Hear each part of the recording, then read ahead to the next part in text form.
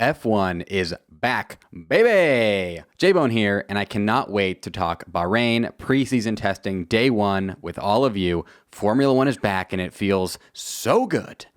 But before we get into today's show, I want to once again ask a quick favor from you all. You can help me grow the Formula Bone F1 show right now by leaving the show a 5-star rating and review on Apple Podcasts and a 5-star rating on Spotify.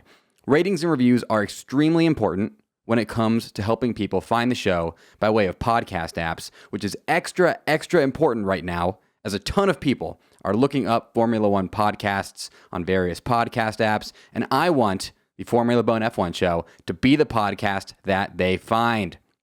It only takes 1 minute to help me out here. Simply go to my podcast page, the Formula Bone F1 show, on Apple Podcasts, and leave a 5-star rating and helpful review there. Then move on over to Spotify and leave a 5-star rating there as well. I would really appreciate it. And if you don't want to do that, no worries. You can also help grow the show by sharing this podcast with the friends that you talk about F1 with. Word of mouth is an awesome way to help grow a podcast. Some would say the best way to grow a podcast. So if you have friends you talk about F1 with and want to share the show with them so you have even more to talk about together when it comes to F1, I'd really appreciate you doing so. All right, let's get into it. This is the Formula Bone F1 show. J-Bone!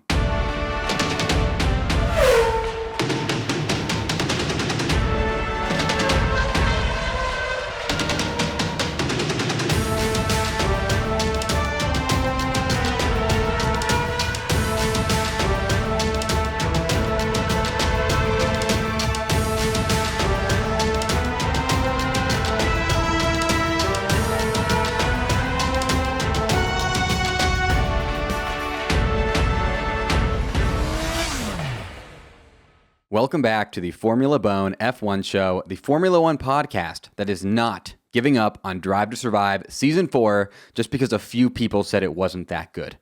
More on that later. I'm Jared Borislow, but you can call me J-Bone. Thank you so much for joining me here. F1 is back. Away we go. Today's first topic and main topic, recapping day one of preseason testing in Bahrain. As of the recording of this podcast, day one of preseason testing at the Bahrain International Circuit ended about an hour ago, and I'm here to recap all the biggest storylines and news from it. A ton goes on behind the scenes during testing as new parts and upgrade packages arrive, and teams are also using varying fuel loads and testing strategies that make lap times not super indicative of race performance, but there is still a ton of intrigue and insight and news to glean from these sessions, and I am here to recap today's session for all of you. Here are how things shaped up at day one of preseason testing in Bahrain. Even though I don't like to put too much emphasis on lap times, it is worth noting that Charles Leclerc was the fastest in the morning session and Gasly the fastest in the afternoon session, with Gasly's afternoon session time being the quickest on the day. So AlphaTauri took quickest in day one of preseason testing. Not a lot of people probably had that, on their bingo card, but again, I don't take too much stock or put too much stock into lap times during testing because you never know fuel loads, testing strategy, what exactly they're even on the track to do. It is worth noting, too, that Gasly's fastest time was on the C4 tire, and the faster times right below him in 2 and 3 by the Ferraris were on C3, which is a slower tire. Just something to note. But Gasly, if you're somebody who likes lap times and testing, is the king of day one. In terms of laps completed, Perez leads that stat after day one with an insane 138 laps completed. Checo did 138 laps, which is more laps than any team did, other than Red Bull, of course, because Checo is on Red Bull. Checo did more laps today than Alpine and McLaren combined, and he did over 3 times as many as Haas. Speaking of Haas, they did not compete in the day one morning session due to a freight delay on F1's end, and were initially told they'd get additional testing time on Sunday. However, 3 teams objected to this due to a rule that states testing must be done on 3 consecutive days, not 4, which it would have been if they gone on Sunday because they did compete in today's afternoon session.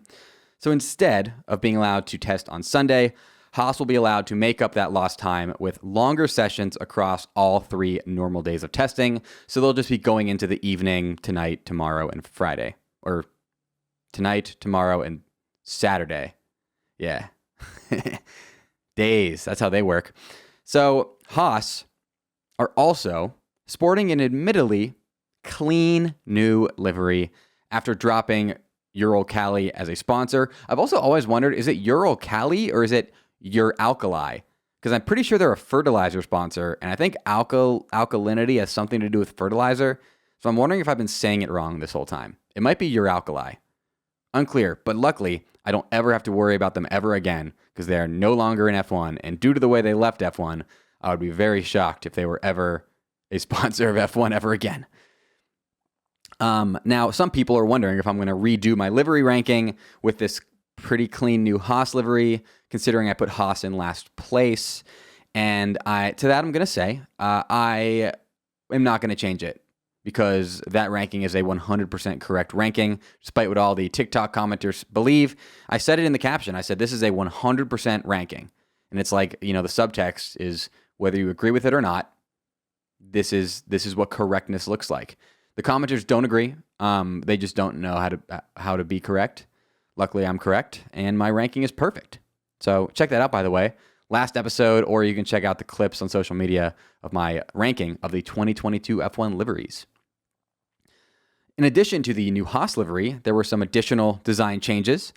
One is that Sebastian Vettel has an awesome helmet that is supporting Ukraine.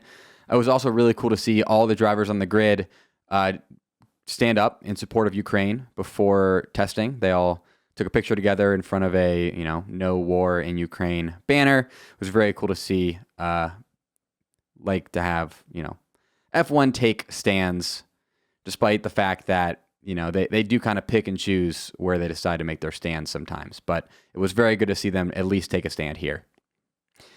So that Sebastian Vettel helmet was awesome. Another design change is that Mercedes have added neon accents to their car, which make their driver numbers easier to see now. My conspiracy theory here regarding this change is that when it would benefit Mercedes, Toto plans to cite an obscure rule that is actually in the rulebook sometime this season that states that driver numbers must be clearly visible on cars.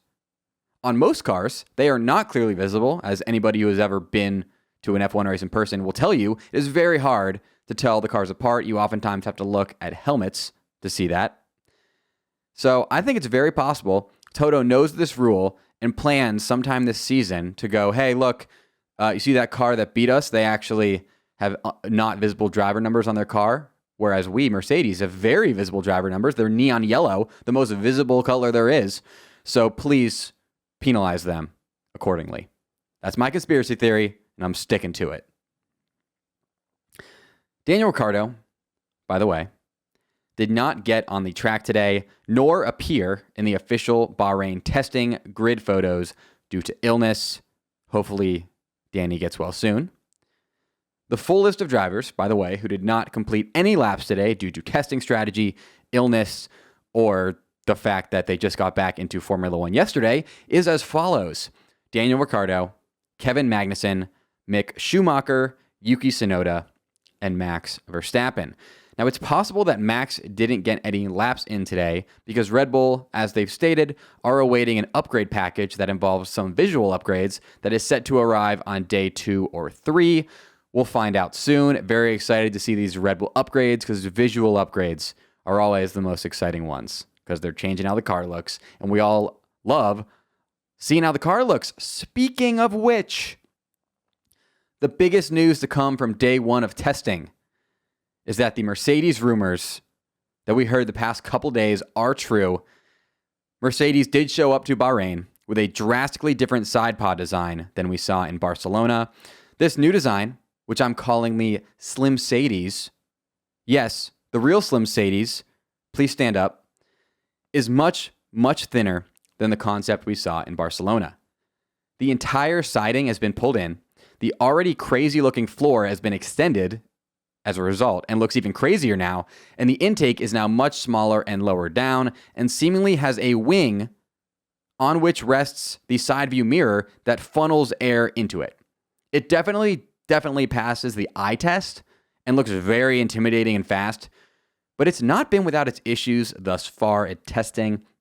Mercedes ran a combined 122 laps today across Lewis and George, which was second most behind Checo. I want to say Red Bull, but it was literally just Checo. But they did see Mercedes, their session marred by porpoising again, and a new issue, repeated tire lockups at corners centered mostly around George Russell. There were a lot of other drivers locking up as well, which Martin Brundle thinks is a result of the regulation changes and means drivers may have to change up their braking style as a result of maybe it's the difference in downforce, maybe it's the new tires, maybe it's those little tire things that cover up the tires, whatever those are called, which they're saying, by the way, those kind of like tire cover things up top might really impact racing at Monaco because they do make it hard to hit corners, and Monaco has a lot of very tight corners. So something to watch for in Monaco for sure. And by the way, I mentioned porpoising. It is definitely still an issue for most teams out there, and is definitely a problem that has not been figured out yet. As far as red flags go, in day one of Bahrain preseason testing, there were two. One was from Lance Stroll's aero rake mechanism breaking on track, which is, and the aero rake is that like crazy grid-looking thing they stick on cars to get aerodynamics data.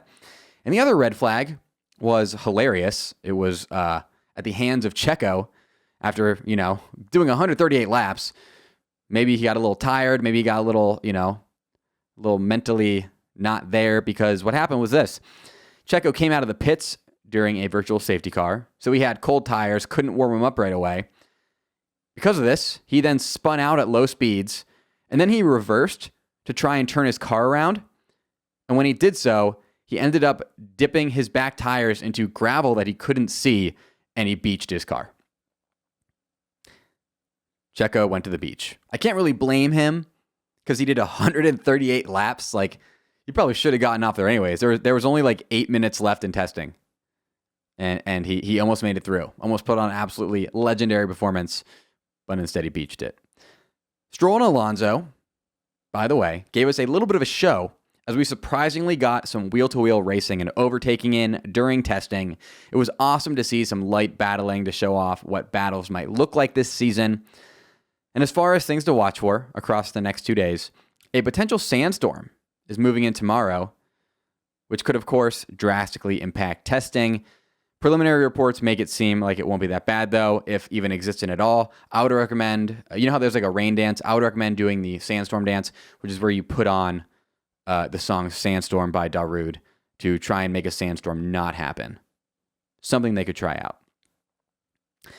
Along with the sandstorm, something else to watch for is that Ferrari have consistently looked sharp across the shakedown and day one of testing, whereas Mercedes and McLaren have looked, up and down. A lot of commentators are saying Ferrari are the team to beat at the moment, which is very exciting and something worth staying on top of monitoring. Something else worth monitoring is that the Williams had some steering issues late in testing today, so hopefully they get that fixed. Alex Albon's looking not too bad out there. Happy he's back in Formula One. And all that pretty much wraps up day one of preseason testing in Bahrain. Support for the Formula Bone F1 show is brought to you in part by Manscaped. Listen up. When is the last time you took a real shower? Think about it. A real shower, complete with all the fixins. A spa-level, luxurious shower done not just to get clean, but to also feel pure happiness. Because our friends at Manscaped, the global leaders in below-the-waist hygiene, are turning men's shower dreams into their favorite routine with their all-new Ultra Premium Collection. This all-in-one hygiene, skin, and hair bundle is designed to upgrade the everyday man's shower routine from head to toe. Your skin, hair, and balls deserve this. Save big by going to manscaped.com for 20% off plus free shipping with the code FBO. Now let me walk you through this ultra premium 6-step Manscaped shower routine that could be all yours. Step 1, lather on the cologne-infused ultra premium body wash with aloe vera and sea salt to keep your skin feeling clean and moisturized all day. Not sure if you heard that correctly, but this body wash is cologne-infused, so that special someone in your life will absolutely love it. Step 2, it's hair care time. Apply the 2-in-1 shampoo and conditioner that cleans and nourishes in just one step. Their non-greasy formula has a base of coconut water, green tea, aloe, turmeric, and sage. Do you know what's in your current shampoo and conditioner? It's probably not those amazing ingredients. You apply this to your arms and pubic region too. Wow. Step 3, once you hop out of the shower, protect yourself from body odor by applying the Manscaped aluminum-free deodorant. This deodorant dries clear and is also cologne-infused. Step 4, if you have tattoos or dry skin, let's hit your skin with the hydrating body moisturizer spray. Step 5, apply the Manscaped lip balm, which I have in front of me right here. It is amazing. This is a free gift when you purchase the Ultra Premium Collection.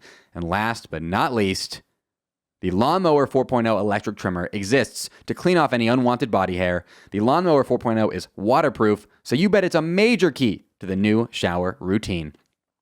This elite trimmer is designed to trim hair on loose skin, wink wink. Although your balls might look like punching bags, do not treat them like one, and benefit from Manscaped's proprietary skin-safe technology. This new bundle will change your life like it's changed mine. And I want all of my listeners out there to live their best lives in and out of the shower. It's time to upgrade your shower products from that stuff you've been using forever where you don't know the ingredients to high-quality goods. Get 20% off and free shipping with the code FBO at manscaped.com. That's 20% off with free shipping at manscaped.com. Use code FBO. It's time to get wet and clean with your new Manscaped shower routine. Thank you to Manscaped for supporting the Formula Bone F1 show. Next up, let's touch on Kevin Magnussen's incredible return to Haas. I'm not going to lie. This one did shock me. Not completely, but it shocked me. I was following this story very closely, as you remember from the last episode of the Formula Bone F1 show, and the drivers thought to be in the running for the Haas seat vacated by Mazepin's sacking were as follows in order of what I thought the likelihood was of them getting the seat. I thought the most likely was Pietro Fittipaldi, Haas's test and reserve driver. I thought he had the best chance of being named Haas's second driver because Haas are lazy, first off.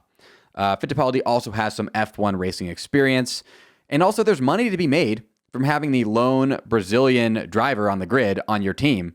And Fittipaldi has been also around for the entire development of Haas's 2022 Challenger, the VF22, so I thought there was a great chance they were going to go with him. They did not. The next driver I thought they were going to go with after Fittipaldi was Antonio Giovinazzi, aka Italian Jesus. Italian Jesus has raced in a Formula One Grand Prix either as recently or more recently than every driver on the grid. Plus, he has a ton of experience driving with Ferrari powertrains as a Ferrari Academy driver and former Alfa Romeo driver. And Haas, of course, use a Ferrari powertrain, so it wouldn't be, that crazy to have Antonio Giovinazzi pop in there. Antonio Giovinazzi also isn't as bad as his results made him appear last season. The 2021 Alfa Romeo car was very uninspiring, and Italian Jesus also had at least one additional points finish last season that was thrown out the window due to a bad strategy from his team. That was in Mexico. If you remember afterwards, he was like, "Great job, guys. You really did it," to his team, and it was very funny, but also sad because, Gio seems like a good guy. After Fittipaldi and Giovinazzi, I thought it was going to be Oscar Piastri. Piastri, who's currently Alpine's reserve driver, should absolutely be in F1 this season after winning Formula Renault, F3, and F2 back to back to back. He is arguably the hottest driver in the world right now. But there just weren't enough seats this season when all was said and done until Mazepin's sacking, where it's like, oh my God, we can get Oscar Piastri into F1 because Mazepin's gone. I thought Alpine might make a push to get him a seat to get Oscar Piastri some F1 experience before he eventually replaces Alonso at Alpine, but sadly, it just did not pan out. And after Piastri was when I slotted in Kevin Magnussen. He knows Haas like the back of his Danish hand and would bring some great experience to the team that could really help Mick Schumacher develop. I never really thought Roman Grosjean, who you could argue kind of would have had the same chances as Kevin Magnussen on paper. But Roman Grosjean's, just had a top 5 finish in IndyCar, having a burgeoning IndyCar career. Will be kind of weird for him to leave that behind and just say bye. I'm sure he has contract commitments and everything that he would have had to get out of, which would have been a nightmare. And he also really seems to be enjoying IndyCar. So, and after Magnussen, by the way, somebody who was very heavily rumored to potentially get the second Haas seat was Nico Hülkenberg, or as Danny Rick calls him, Nico Hülkenberg. Nico doesn't really have ties to Haas nor Ferrari, so wouldn't bring much apart from his depth of experience. And when I say wouldn't bring much, I'm including podiums. Because as you may know, Nico Hülkenberg holds the all-time F1 record for most race starts without a podium at 179 Grand Prix. 179. That is 51 more races than the guy in second place. Unbelievable. I do hope he gets back into F1 just so we can break that, because that is not the record you want. Of course, it ended up being Kevin Magnussen, which makes sense, because of course Haas would want an experienced driver who knows how both the team and F1 cars in general operate, considering the driver they brought in would be coming in and getting literally 1 week before the first race. I actually wrote a song in honor of Kevin Magnussen's race entry next weekend in the style of Bare Naked Ladies. It's been 1 week since he joined F1, driving in Bahrain. Isn't that fun? Copyright, trademark, Formula Bone. I hope you enjoyed that. I am super pumped that it ended up being K-Mag because, as an established driver, it will give all of us someone established and with whom to compare Mick Schumacher, so we can all see how good Mick Schumacher really is. Mazepin was not able to be that comparison for us because he was Mazepin. So finally, we have somebody who has proven performance. We kind of know where they land in the driver lineup, and very excited to see that comparison between Kevin Magnussen and Mick Schumacher. I'm also excited to see Kevin Magnussen race in Singapore, as he is a legend in Singapore. Kevin Magnussen has had the fastest lap 2 times in Singapore Grand Prix in 2018 and 2019, with 2018 being the all-time race lap record there on any configuration. It's worth noting that there was no additional point for fastest lap in 2018, and K-Mag finished P14 in 2019, so he did not earn a fastest lap point for either of those fastest laps. But, as they used to say about the fastest lap of the driver Kevin Magnussen is replacing, the streets will never forget. Next, I want to talk about an area of Formula One that I love, that's growing super quickly, and that is the hobby of collecting F1 trading cards. For those of you who do not know anything about this area of F1, I'll give you a little intro here, and then explain where you can learn more.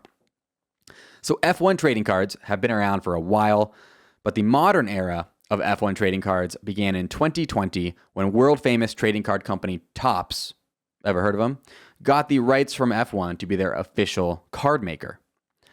Topps have released a fair amount of products to date since then, with their most popular products being 2020 Chrome, 2020 Sapphire, and 2020 Dynasty. So 2020 Chrome is just a shiny, cool-looking card. 2020 Sapphire is a shiny blue card.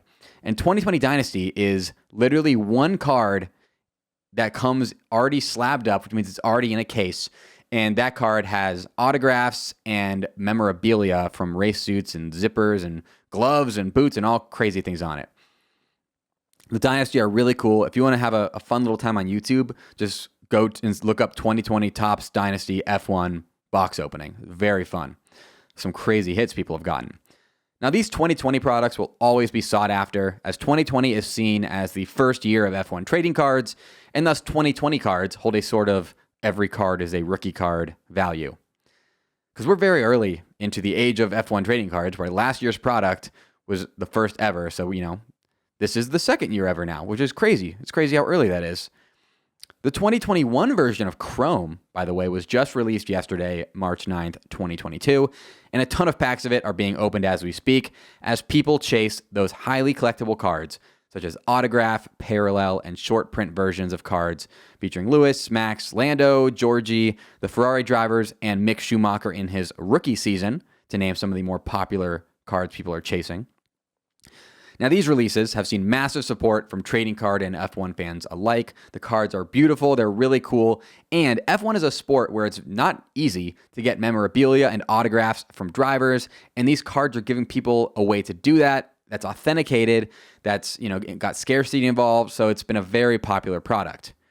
Speaking of which, due to insane demand in a hot market because of F1's rising popularity, resale value on some of these cards and unopened boxes of card packs would absolutely blow your mind. With some unopened boxes selling for around $5,000, that's unopened 2020 Dynasty boxes, with people obviously trying to get, the 1 of 1 or out of 5 Maxes and Lewises. And some ultra rare cards are being valued at over $100,000, and those would be Lewis cards that have the autograph and the memorabilia patch on them. Crazy. Obviously, the vast majority of cards, by the way, are not worth much money at all. Some would even say worthless because they're, people don't really want them. It's just like, oh, I might want this random base Jan Moncho card to finish my collection, but I wouldn't pay more than $1 for it. So a lot of them aren't worth much money at all, but some are just insanely valuable, which is why the prices of boxes can get pretty high as people chase breaking those boxes open and hopefully pulling valuable cards from them that are worth more than they bought the box for. A lot of people are actually investing, like you would into the stock market, into F1 cards. For example, you might invest in Lando right now, and maybe in 5 years, if he has 3 world championships, that card is worth a lot more money because, oh my gosh, wow, I have an autograph and memorabilia patch from this driver who is a world champion now. Now, also, speaking of Lando, you may have seen that the Pit Stop Boys released a new song. I believe it's called Let's Go Lando, and it's like Supermax, but some might say better. Go check out the Pit Stop Boys' new Lando Norris song. It is unbelievable, and it will be blasting here at the Formula Bone headquarters all hours of the day and night. It will be the song I hear in my sleep, because I will be playing it in my sleep.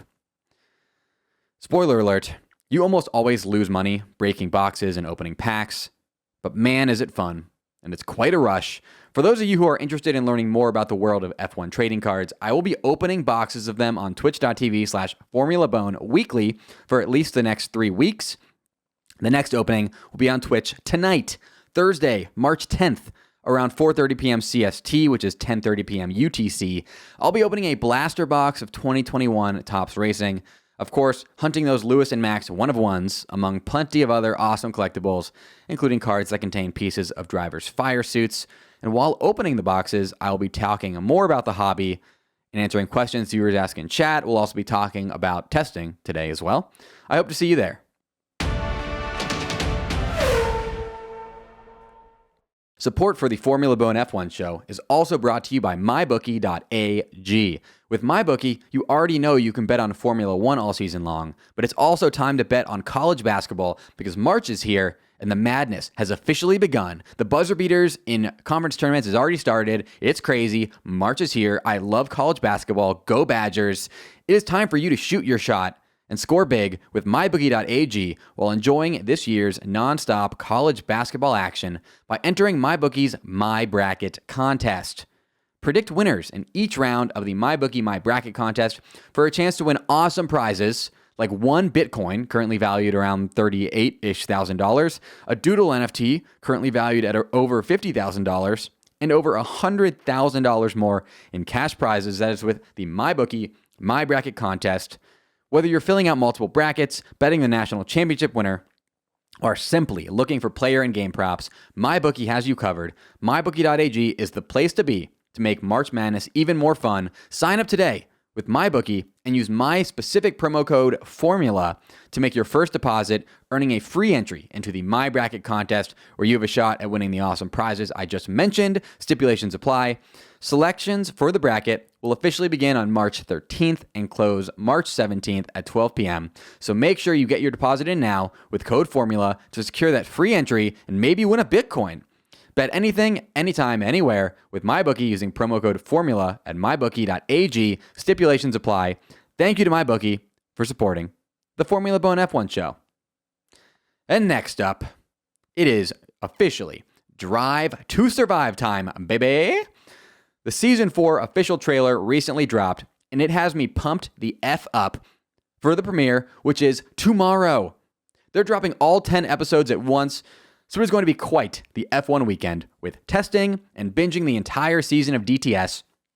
Next week's episode of the Formula Bone F1 show is going to be an all-timer with its recapping of testing and recapping of Drive to Survive and previewing of the first race of the 2022 season. Make sure you tell all your friends about the Formula Bone F1 show because the next episode is going to be a banger. My words of advice as you prepare to watch Season 4 of Drive to Survive: do not let anyone else tell you how to feel. And I don't mean like that Kid Rock song, "Ain't nobody gonna tell me how to live." I don't mean like that. I mean just like, don't take somebody else's word and say, "Oh, guess I can't make my own decision and have my own opinion now."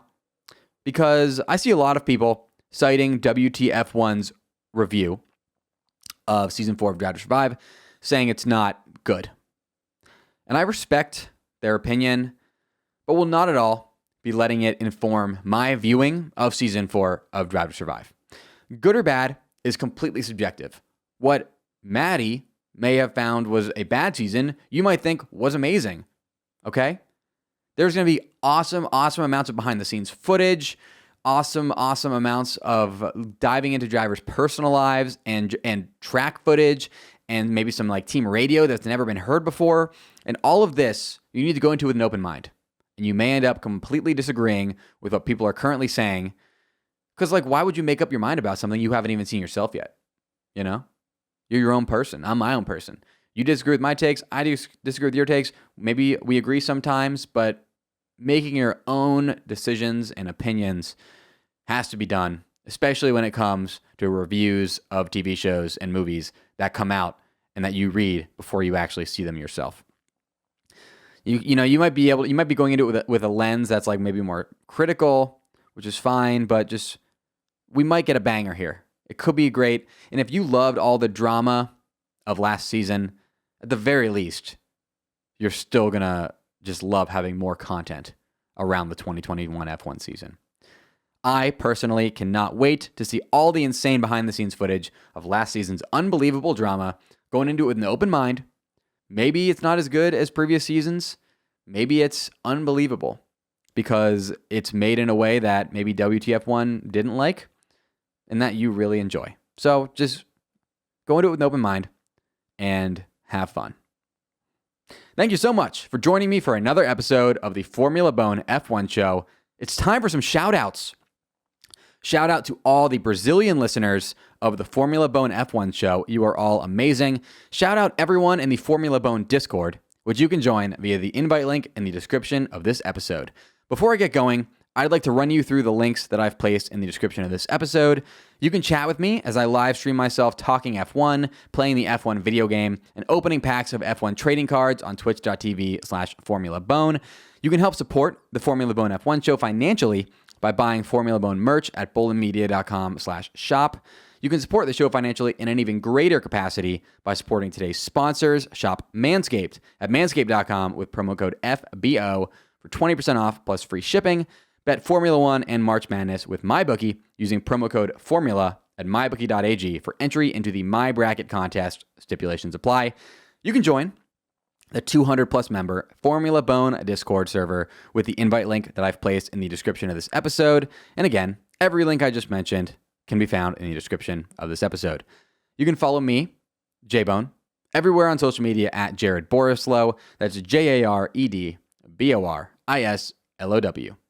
And if you're now all caught up on the Formula Bone F1 show, but want to keep hearing my sultry voice, I co-host a comedy podcast called the Ross Bolen Podcast, where we share a ton of laughs covering a wide variety of topics, including current events, non-F1 sports, music, food, funny news stories, cool animals, insane history. It's a variety show, and we also dive into some mental health discussion as well. If you like this podcast, I promise you will love the Ross Bolen Podcast, which you can check out wherever you're listening to this podcast right now. That's ROSSBOLEN, the Ross Bolen Podcast. It's time for the NPR style sign-off. The Formula Bone F1 show is recorded in Austin, Texas, and brought to you by Bolen Media. It's hosted by me, Jared J-Bone Borislow, and I also produce the show because I'm a content machine. Kate Orris, Michael Heim, and I make all the podcast clips that you see on social media at Formula Bone. And if you have video experience, you can DM me, and maybe you can make videos for the Formula Bone F1 show. Our iconic theme music and Twitch stream music is by 7 to Midnight. You can follow him on social media at 7TO Midnight. You can follow the show on social media by following at Formula Bone everywhere. You can watch the show on YouTube by searching Formula Bone. You can help the show gain new listeners by rating and reviewing the Formula Bone F1 show on Apple Podcasts and by rating it on Spotify. Until next time, J-Bone!